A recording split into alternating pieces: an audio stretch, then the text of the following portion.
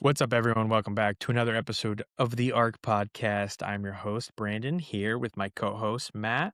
Matt, how we doing today? Doing well, man. A little cold outside, but we'll be all right. Y- Yeah, this is some terrible snow and winter mix out in the Northeast this past week.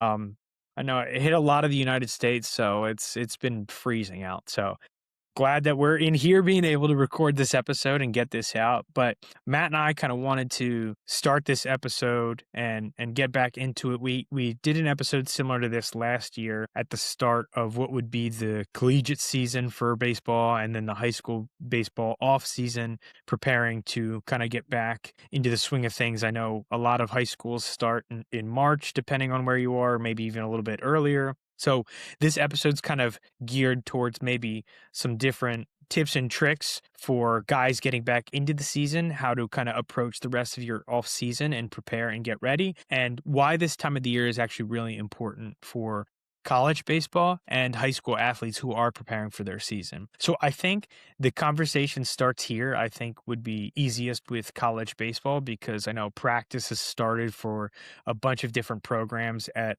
all different levels. So of course your practice has started, Mo, and we've started the college baseball grind for you, getting ready for our season. And I know first games start in February. So I'd love to know where you guys are at in your practice, I guess, process, like where you guys are in your schedule and kind of what we're looking forward to over the next couple weeks. Yeah.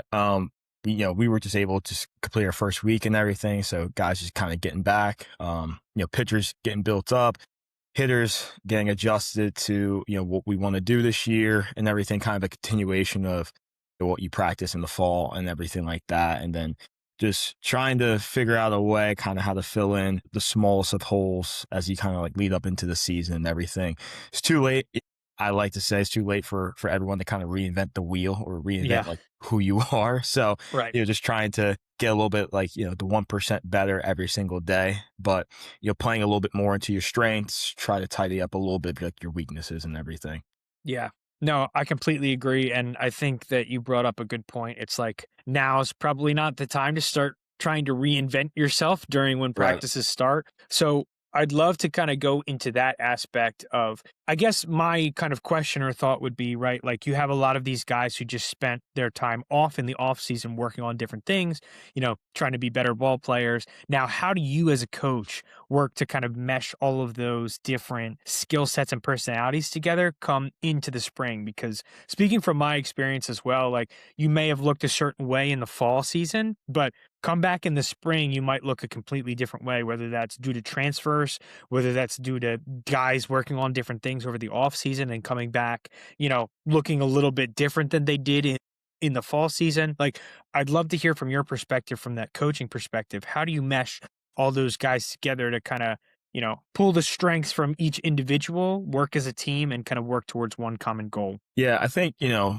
the fall is like a really big part, obviously, for like, laying the foundation, like that groundwork and everything. So when these guys get back, obviously, like you said, a lot of guys, working in different spots, working on different Yeah. things, kind of like in the off season, whether that came from us as a staff being like, hey, work on this a little bit, hey, work on that, or whether they kind of either took it upon themselves or they went in a different route and they just did what they thought was best for them. Right. So like when they come back, it's pretty much just like reestablishing like, hey, like this is what we want to do as a team. This is where you kind of fit into that strength. And, if they kind of show us something, for example, if a kid's running, let's say, I'll use an extreme example. If the kid's running like a 7.5, right, and he's not going to be a base dealer, then all of a sudden, we run our 60s and this guy's running like, let's say a 6.9, right? Yeah. Then it's like, oh, okay, Yeah. like we as a staff have to be able to be, adaptable to be able to use that guy then in a different way and kind of not have any type of, I guess, preconceived notion and just kind of throw away, okay, he ran a 7.5, now he's running a 6.9. Like,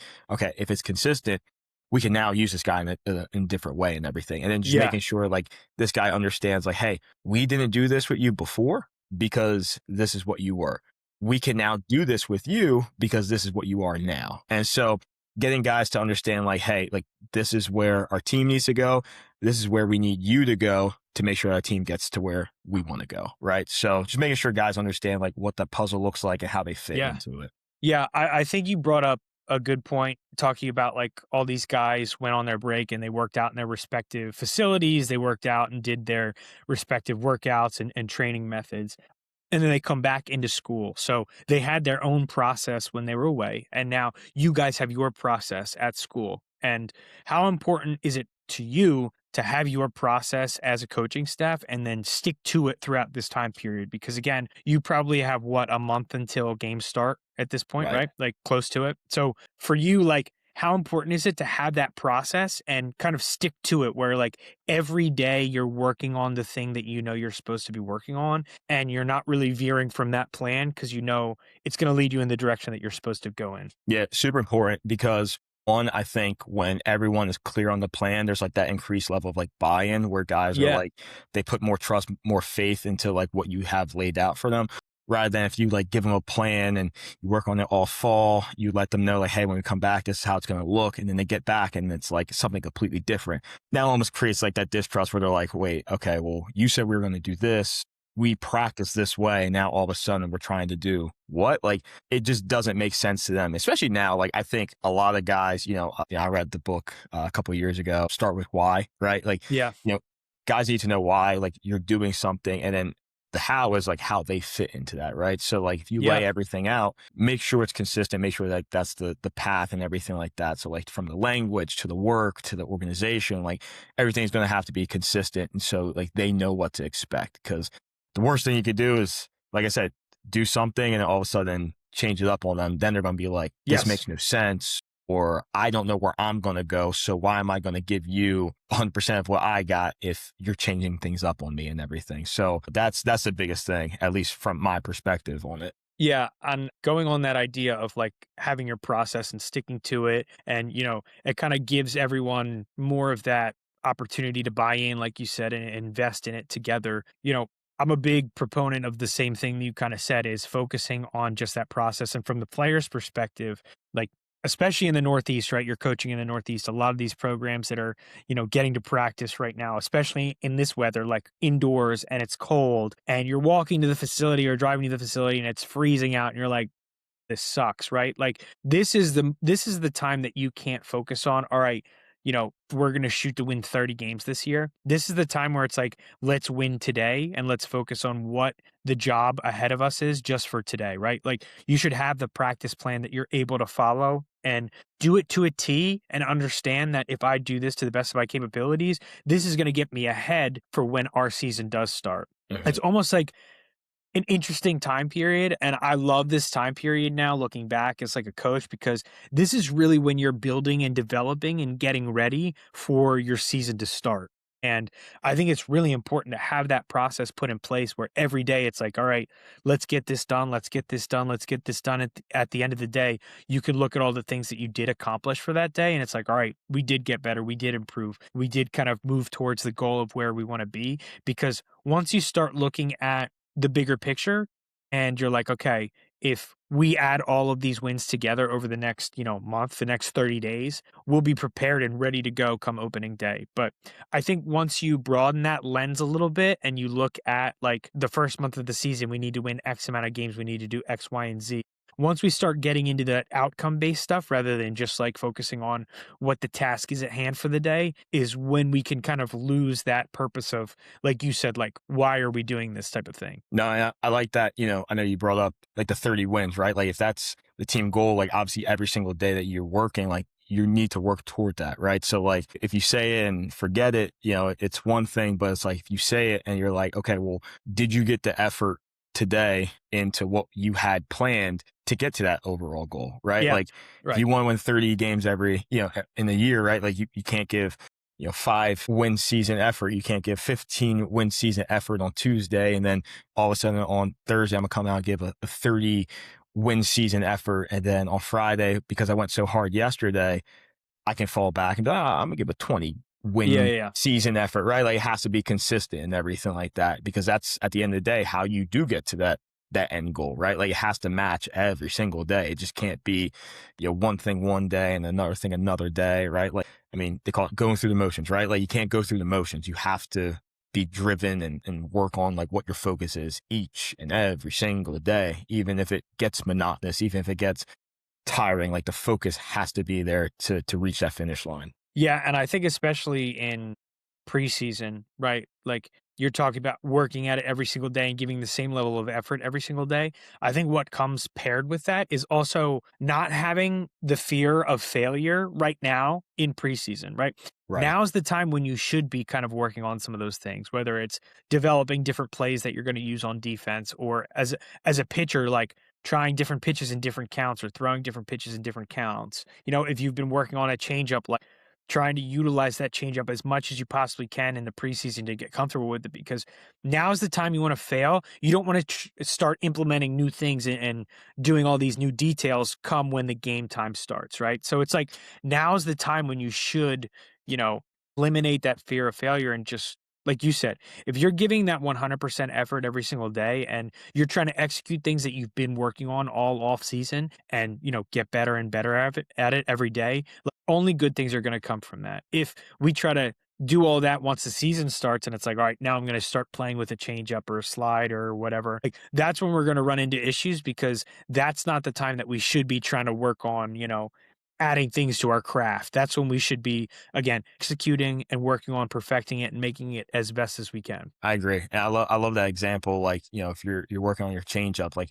work on it now, right? Like, Yeah. because at Yeah. some point, like if you're pitching in a conference tournament and your catcher or your pitching coach or your coaching staff, they can't call a certain pitch because you didn't practice it in January or you didn't build up enough confidence in it in those early months. Like, Right. don't expect to be able to, in the middle of the seventh inning of the conference semifinal, to be able to get that pitch over confidently for a strike or get a swing and a Yeah. miss or get a strikeout on it or like do something positive with it because in January you were scared to, in the back cage somewhere to throw the pitch and, maybe you walk the guy or maybe you get a strikeout on it. Like put yourself out there now so that when the time does come where you actually, we're tracking the actual stat, the world gets to see like what you did in that moment. Yeah. Like you're able to go out and be like, I got it. Like I did this already. Like, here we go.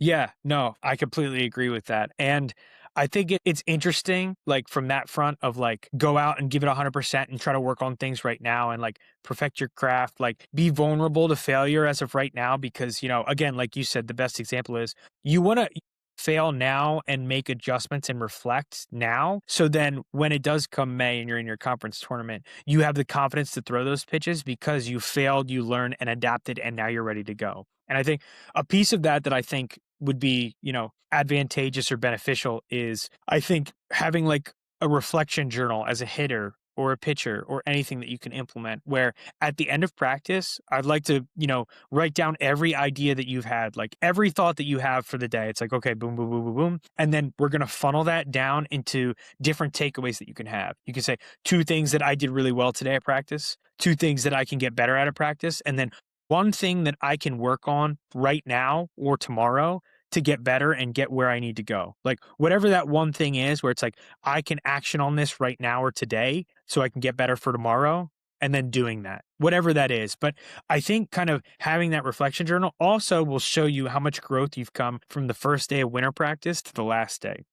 Because I think a lot of times this preseason time period, it's like a lot of athletes, like you've played with a lot of guys, and I'm sure you've felt this way at certain times, and I've felt this way at certain times as well. It's like we just need to get through the preseason. It's almost like a job where it's like, okay, like let's get to the games, let's get to spring, like let's get this started. Like as long as we could chug through this and get to the spring season, it's all good. But like now is the time where you're able to get ahead. And your work now will pay you dividends when you get to May, when you get to that conference tournament championship, right? Like this is where you get ahead. And it shows by the teams that are preparing these 30 days or these month and a half, whatever the time period is, like the teams that are working right now and getting prepared to get ready to, be at their best come May, it shows. It really does. And I think it all stems from the preseason work that you do put in. I agree. I mean, and you feel like in the winter time when you're going through it, it's like the longest period of time ever. You're like, oh man, like these 4.5 weeks are going to take forever because it's the same set, Yes. especially in the Northeast, right? Like it's the same setting. You're inside, you're in the weight room, you're inside, you're in the weight room, you're inside, and like when you get on the field, it's very few and far opportunities in between just because of the weather. Like right now, we got what, like plus inches of snow. Like a lot of these Yeah. guys aren't going to be able to get out on the field anytime soon. So it's like kind of going through the same things over and over and over again. So then it's just like it requires so much more focus than maybe the average player or the Yeah. average school needs to have, because you're like, man, nothing's changing really. Like you're doing Yeah. different things, but you're in a condensed space, and it's just like requires so much more, like I said, focus, but like also grit at the Yeah. same time. Like Yeah. wanting to get through it, but also wanting and knowing, on the opposite side of this, like there's going to be something positive too. Yeah. No, I mean, all things considered, the season's the easy part. Like everyone can get up and be at 100% for the game and be at Yeah. 100% energy and effort. Now is when, if you're at 100% energy and effort and giving it your all in the preseason, that's when you get into the season, it's like, all right, all that paid off and we're ready to go. Um, and I think you brought this up in a previous episode when we were talking about some things. It's like making a checklist every day. I think, like you said, like it almost starts to feel like Groundhog Day sometimes in preseason, where it's like you're doing the same thing every single day, every single day. We're going to the gym and doing this, we're doing this. If you're making your to do list every day and checking it off, it's almost like gamifying it to a certain extent, where it's like, if I check these things off, these 5 things today that I said I needed to do, bang, bang, bang, like I'm good to go and I did my due diligence for the day to prepare to like be ready for tomorrow. And I think that can help a lot of athletes too. Even just writing it down and being able to check it off and cross it out, like you will feel that level of, okay, I accomplished that today and I did the things that I set out to do today. Great. Now I'm ready to look forward to tomorrow and doing the same thing. And, try to make those to do lists, those checklists a little bit different day over day.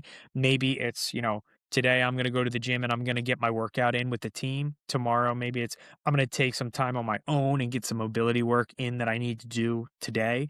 And at the end of the off season, when you see how many of those boxes that you were able to check, it really adds up to get to where you want to be come the season time. No, I agree. And like you said, like if you gamify like reps, you gamify like practice, like I do truly feel like guys get the most out of that. Cause if you're like, hey, if I'm struggling getting like my bunts down, right? Like if I get 8 well placed bunts today, like you yourself are going to feel good about that going into the next practice or the next time you have to do that task, right? But also Yeah. it's going to better prepare you for the season, right? Like, any sport you hear like, okay, I got to get 100 free throws up today. I got to get 500 shots up today, right? Like, and typically in those situations, you're not like, you know, like, all right, I shot, I don't know, 100 for 500 for three today. Yeah. You're just getting a feeling, like getting an understanding, and like, and like, you're going to be able to see, okay, I got my 8 bunts down today. All right, tomorrow I'm going to try to get like 10 bunts down. And like, granted, in baseball, it's going to be a lower rep. So you're going to be able to kind of count a little bit easier.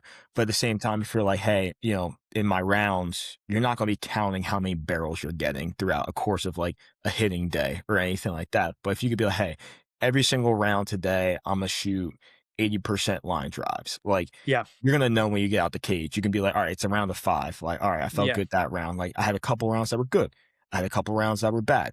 And then you go to the next day, it's like, okay, how can I make that more consistent? How can I make that a little bit more bulletproof? And like, obviously, keep doing that day by day. When we talk about, throwing the change up in May, any situation you kind of arrive in later on in the season, like you're going to be more well equipped for that. Like you're going to feel more confident in what you have to do in that moment because of, you kind of kept track of it. And it's also a way of kind of almost tricking yourself too, being Yeah. like, well, I'm not a good bunter. Well, if I lay down 8 bunts today, 8 bunts tomorrow, 10 bunts the next day, 10 bunts the next day, all of a sudden you're like, man, I get my bunts down. But like now you're not like, I'm a bad bunter. You're like, I mean, I lay it down like when I need to, right? So like, you also trick yourself into thinking like, hey, I'm actually better at this than maybe what you are, or you actually get to show yourself that improvement, along the way. We want to take a quick second to let you know that today's podcast is brought to you by the Philly Pretzel Factory of Marlton, New Jersey. Whether it's picking up a snack between games or picking up a party tray for the big game, the Philly Pretzel Factory of Marlton has you covered. For all of your pretzel needs, make sure you stop by the Philly Pretzel Factory of Marlton, located on North Maple Ave. Let them know that the ARC podcast sent you. Now back to the episode. Why?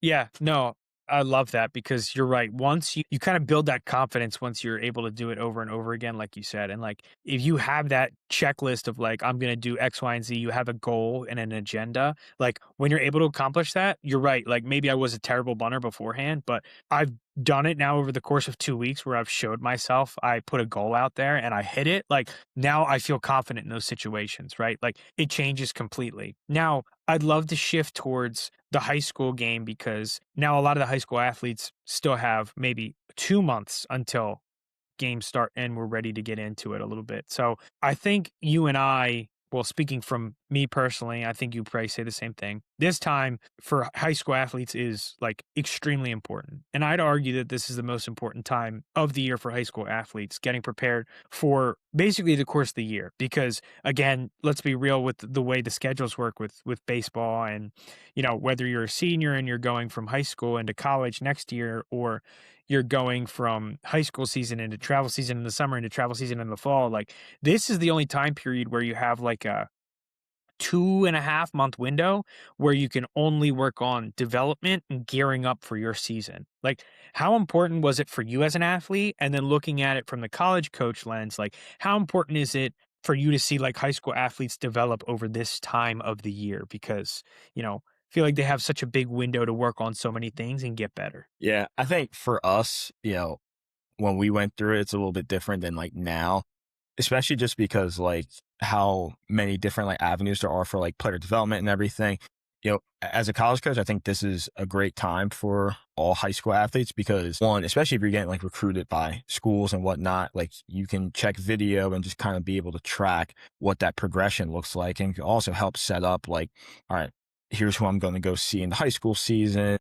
Maybe the video checks out like, okay, such and such, Brandon got, better. Brandon's telling me, hey, 82, 84 last week or, a couple months ago. And then, Yeah, yeah, yeah. last week he hit 88 for the first time in his pen. It's Right. like, okay, I need to go out and see one of his starts in the high school season, or Yeah. maybe it's like, hey, I need to go out and check him out in the summertime and everything like that. And so like that video and, the development that you're making now, it really sets you up for, as a high school athlete, your success for recruitment sets you up for success for your high school season, being able to win games and go into the summertime, get recruited, be able to get into certain spots that maybe, in December or November, you weren't able to get into. So like these next 2.5 months, it's almost like, I hate to say like a sprint, but it is almost like a sprint to, continue to get better because once you start playing your high school games, it's not that the development aspect goes away. It's just you're not able to do it in a consistent manner that you're able to do it in January and February, because once you start playing games, like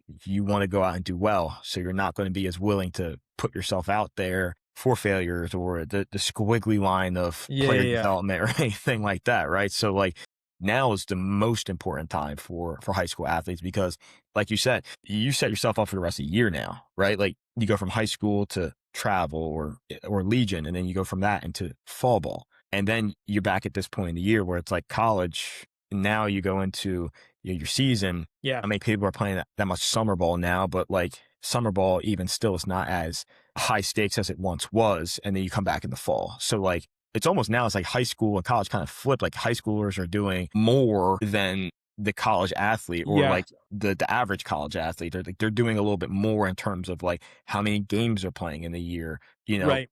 or like just how long the season actually is. Right. No, I completely agree. And I think you brought up a good point about like it's much different when we were going through it versus like kids today. And the development aspect, like there's so much information out there on social media and so many different hitting coaches, pitching coaches, like strength and conditioning coaches. There's so many different coaches out there where you can gain things from and learn from, which at a certain point it's a great thing, but can also be a detriment. And I think my biggest piece of advice for high school athletes and pitchers specifically, because that's obviously the population that I've been most comfortable with and worked with. Like, if you have a process, stick to your process and don't veer from that process. So, what that means for me is if you're working with a program, a coach, someone who you're working with and you trust and you value their opinion and what they're telling you to do and what the program says, follow that program and don't veer from it. Don't go on Instagram and see some coach said you should be working on this and then try to implement that into your throwing program. Because what's that going to do? That's going to take away from some of the things that you and your coach have worked on that you need to work on, right? Like, obviously, there should be some adaptability. And if something feels off with your throwing, or like mechanically something has changed and you need to address it, then yes, you should be in a program or with a coach that should be adaptable enough and flexible enough to be able to implement certain drills, certain cues, certain things that you two can work on together to fix those issues that are happening. But the problem that I see a lot of youth athletes and high school athletes specifically go through is they have a coach, but then they listen to a coach on social media, and then they listen to a coach who is also in the facility that they work at, or they listen to X, Y, and Z. Like, they're hearing 20 different pieces of information on 20 different things that they need to work on. Where when they throw the baseball, it's like, am I here, here, here, here, here? Am I getting in these positions, these positions, these positions? And it's like, you cannot throw the baseball effectively. You cannot hit the baseball effectively if you have 20 different thought processes going through your brain when you're trying to throw or hit the baseball, right? It's like, if you have a process, stick to it and try not to veer from it as much as you can. Listen to one or two voices that you feel confident with, that you trust, that you know is going to help you and get better with. But block out all the excess noise beyond that, because if you go to 20 different pitching coaches, you might have 20 different pieces of advice on what you need to work on. And if you try to incorporate all of that into one throwing session, it's going to be ineffective. And if you have certain things programmed that are supposed to help you get better and work on deficiencies, and then you're implementing other things that maybe you're already really good at, you're just working on certain things that you don't need to. You're almost stepping, I've said this with you before, you're stepping over $20 bills to pick up $1 bills. Like, you're working on things that aren't going to push the needle for you, and that's not going to help you in the long term, if that makes sense. No, percent. Like, who baked the cake, man? Too many chefs in the kitchen, right? Like, Yeah, right. end of the day, like, not everyone could be like, okay, I'm gonna throw this spice in, this cinnamon in, Yes. this ingredient Right. in. Right. Like who is the main chef? Yeah. And there might be someone that's like, hey, you can enhance this recipe with this, right? You can enhance Right. this recipe with that. But when you have like 25 people saying it, 5 people saying it, 3 people saying it, Yeah. it's too much. Like, one Yep. person worked with it for the longest amount of time, you know, they literally set you up on something, right? Like, if you want to take a piece from here, cool. But like, then it gets messed up when there's too many people involved. It's not going to work. And if you're diligent enough with the process that you trust and you follow it to a T and you attack it every day, like, obviously, no matter the process that you put into place, obviously, if you're with someone who you trust and you understand that the process is the one that you want to follow, like, you're going to get results from it. The thing that you're not going to get results from is if you're trying to follow a process and then you're veering from the process and going and trying something else and then trying to get back to the process. It's like, no, if you follow something to a T that you trust and you respect and you know is going to be good for you, that's when you're going to get the most benefits and the best results. And I think we see a lot of that now. And again, social media is a great thing. You can pick up some drills that might be beneficial for you. But if you're trying to incorporate 50 drills that you saw on Instagram, and then you have 5 drills that you do with your pitching coach, and then you're trying to implement all 25 of those drills all together, like, you don't have the time in the day to do that, and you're going to be working on stuff that you don't need to be working on. Like, try to make your process as efficient as you possibly can and just attack it every day from that lens. And we talked about this in the past, like, off camera. Like, why are you doing something? Right? Yes, yes, that's the biggest. Yes. Yeah. Can you give me a little bit, because obviously you and I have talked about this. What do you mean when you say, why are you doing something? Yeah. I mean, there's some times where, in the past that, maybe a player of mine or someone I worked with, they'll send me like some drills and they're like, I like this. And I'm like, okay, like, cool. Like, why? Like, why Yeah. do What? you like it? Like, what Yeah. specifically can this do for you? Right? Like, sometimes guys get caught up in like the optics, like, right, what it looks like, and it might be something that they've never been exposed to, right? So they're seeing a drill for the first time. They're like, oh, well, I want to do that. Well, if this drill, I'm just gonna just kind of go off cuff, but like, if this Yeah. drill is a upper half drill for a hitter and their upper half is already really good, okay, like, is it strengthening what you're already good at, or are you just doing it, right? Like, does Right. it Right. Right. help you, or are you just kind of doing it, right? Like, or if a guy's doing a certain drill like off a machine, it's like, well, why are you doing this? Like, I'll give the example, like, right now we have a guy that needs to work a little bit more on top of the baseball, right? Like, so a hack attack off the ground, shooting toward the top of the zone will help kind of simulate that feel, right? Like, we wouldn't want to put our hack attack at a 7 foot, like tall release point and shoot it downhill for a guy who struggles staying on top of the baseball, right? Like, because it's just not really gonna be beneficial for that person in particular, right? Correct. Like, so that's the thing. Like, why are you doing something? Like, how is it going to help you? And then that's why you do it, right? Like, but if you're just doing a drill or you're just doing something or you just want to try it out, sure. But if you do it more than once or you're doing it often and there's no real rhyme or reason to do it, like you're kind of wasting your own time at that point. If I think if you're working with a coach and they don't give you an explanation as to why you're doing a specific lift, movement, drill, ask them. Like, ask them what the purpose of that is, because I've seen so many times, and you and I have talked again off camera about a lot of this, where like pitchers, I'll see them doing a specific warm up, and I was like, so what's the purpose of this specific drill or this like plyo exercise or whatever? And they're like, I don't know. And it's like, so then why are you doing it? And it's like to Right. warm up. But if it's not addressing any of your deficiencies, or like, is it really getting you warmed up? Is it really a necessity in your throwing program? Or like, even one of the stupidest things we talked about was like different plyo balls, where it's like, okay, why do you implement throwing like the heavier plyo ball? Why do you implement throwing the lighter plyo ball? You should have that known to you when you're doing that. Like, why would I tell you, hey, pick up this 25-pound weight and throw it against the wall? And it's like, why? It's like, oh, this is going to make you throw harder. It's like, that is not how that works. Like, there needs to be a certain process or explanation for it, right? If you're doing different drills or implementing them, there should be a purpose, because then we also get into this routine of like fluff where, especially pitchers in the high school game, like, and an away game in a lot of cases, you're going to get like 30 to 45 minutes to warm up, maybe. If you have all these different drills that you think help you feel good and don't actually serve a purpose to helping you warm up or address any of these deficiencies that you might want to address, or like help you get in positions that you need to get into, why are you doing them? Try to be as efficient as possible. So again, I love that, where there's like, there needs to be a why to everything that you do. It's like, if I'm doing this rocker drill, what is it helping me specifically work on? What is my focus for this drill?